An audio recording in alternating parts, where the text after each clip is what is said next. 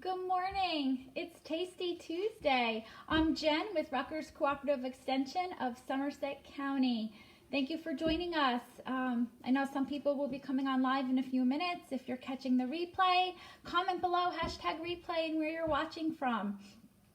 Okay, we're really going to make a delicious meal today. We're going to do chicken meatballs with spinach and a pesto to go with it. So the first thing we're going to do is just 1 pound of ground chicken. If you don't have chicken, you could use turkey, but I like making this with chicken because it's a lot leaner than using a beef.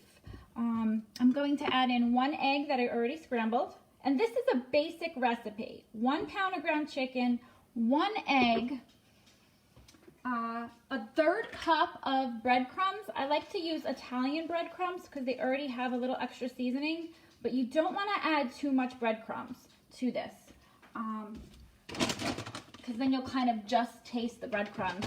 The chicken really just picks up the flavor of whatever spices that you're going to use. So if you are using plain breadcrumbs, I would recommend increasing the spices that you're using. So that was a 1/3 cup of Parmesan cheese, a 1/3 cup of Italian breadcrumbs, chicken, and 1 egg. That's the basic recipe for this. I'm going to boost up the nutrition by adding some frozen spinach. This is about 5 ounces of frozen spinach. I had made a batch earlier, so this is half what's left, about 5 ounces. I put it in the microwave and then I put it in a paper towel and just drained all the water out. So you want to make sure you get all the water out of the spinach. So we're going to add some spinach. Okay, we're going to add a half a teaspoon of garlic powder. You could use fresh crushed garlic if you want, but in a meatball I just kind of like to use the powder. Now my spices that I'm going to add are sun-dried tomato and fennel. So if you have, this is a great pantry item, the sun-dried tomato in the olive oil. It's going to add a little extra moisture and a whole lot of flavor. So I'm going to just take a few pieces. Oh, that's a nice big one. So just a few, and I'm just going to dice them up. Just dice them up. Now you can go with whatever flavors that you like. If you like things spicy, instead of adding the sun-dried tomatoes, you could add red crushed pepper. You could do adobe, chipotle peppers in the adobe for like a hot heat, a warm hot heat. If you want a fiesta flair, you could do chopped cilantro and some lime zest. So I'm just gonna add that in. I'm actually gonna put a little bit more because it really gives it a fantastic flavor. Kind of like that Italian Mediterranean flavor. Okay, and the other ingredient that I'm going to add to go along with this is a half a teaspoon of fennel seed. Okay, I'm going to just put a dash of pepper. I'm not putting any salt in my meatballs. And a dash of parsley.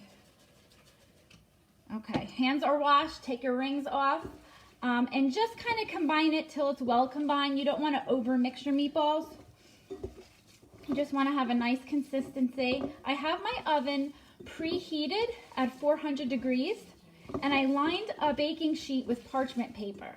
This is also why I love doing the chicken meatballs because it's baked and you don't even have to bake it in oil. Just bake it right on the parchment paper.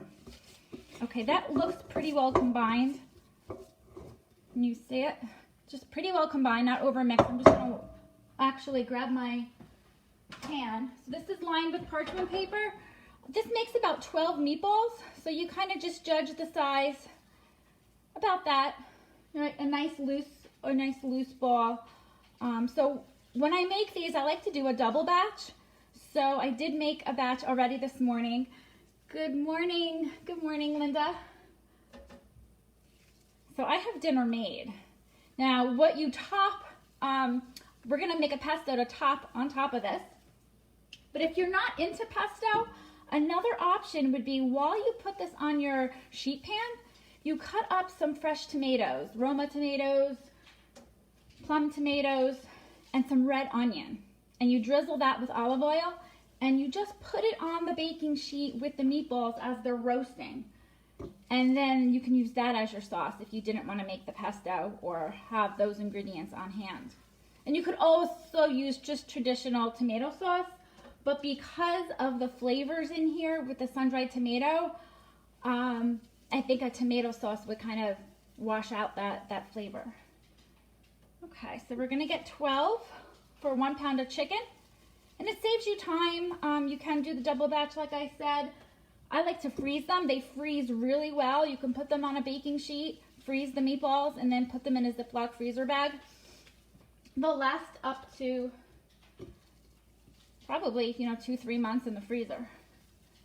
Okay, now I made some of these a little too big, so I'm just gonna shrink them up so I get my 12.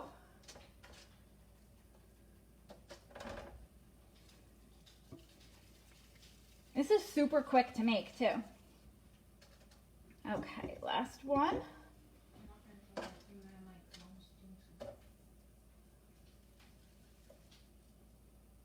They're a little bit uneven. I'm just evening them out here. Okay, I'm gonna wash my hands and show them to you.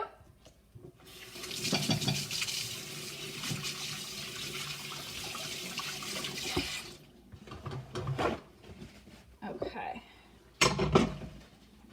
So they're on a parchment lined paper, just like this. I'm gonna put them in the oven, 400 degrees. I'm gonna bake them for 15 minutes, and then I'm going to flip them over for another 5.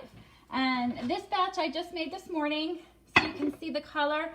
They're nice and golden when you cook them for 15 minutes, then you flip them over and the other side gets nice and golden too. There's 11 on here because I did taste one and they were really, really good. If you love sun-dried tomatoes, you are going to love this recipe.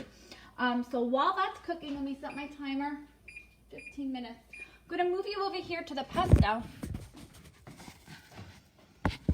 Now pesto is a lot of fun to make. I'm gonna make a spinach pesto today. I do not have any fresh basil. The pesto is really simple to make, and it can really make your foods kind of feel gourmet, your sandwiches feel gourmet, so it's kind of a fun thing to make. Alright, so I'm going to use 2 cups of leaves. So if you do have fresh basil, you could use 1 cup of spinach and 1 cup of basil. Good morning. So we're just going to dump this into the food processor. There's really about 2 cups left. And this is kind of a nice thing to make when you want to stretch your ingredients in your refrigerator. This was kind of like the end of the bag of the spinach, so it's perfect. Okay, so in goes the spinach. Then I'm going to do a 1/2 cup of walnuts. Again, you could use pine nuts if you have. That's more of an expensive nut. You can even use almonds, but a nice staple that I like to keep in my refrigerator is walnuts. So 1/2 cup goes in. And we're going to put this in the chopper so we don't even have to worry about chopping it up. And garlic. You need garlic for pesto. You can definitely use fresh garlic. I find it's easier just to use the minced garlic. I'm going to use 1 teaspoon of minced garlic. And I'm going to zest 1 lemon.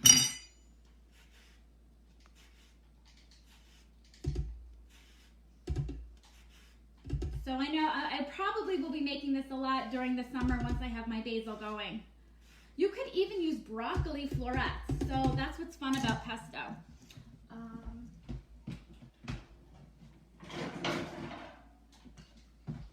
Okay, and then we need some Parmesan cheese, 1/4 cup of Parmesan cheese.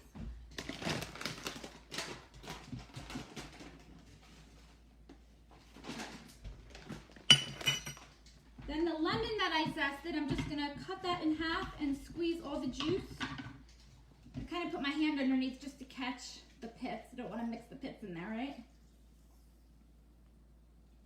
Okay. This is about 1 tablespoon. Okay. Wash my hand.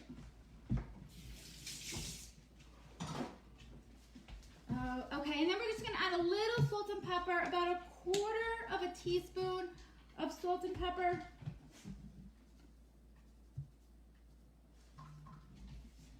Okay, my pepper.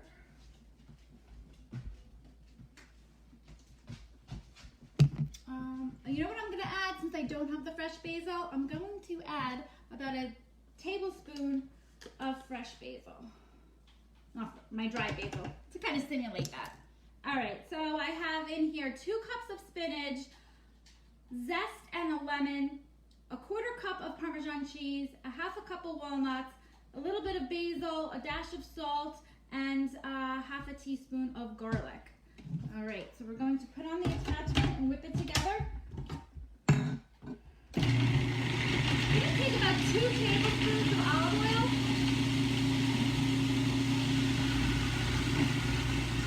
Oh, that looks good already.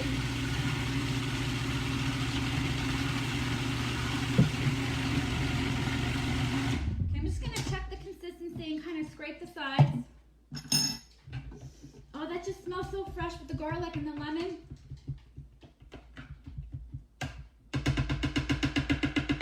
Okay, let's just give that a little taste. That's really nutty with the walnuts and the Parmesan cheese, and I love that we're using spinach because you're really boosting up the flavor.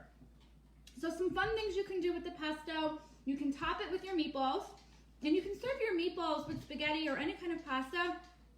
I love zoodles, zucchini noodles.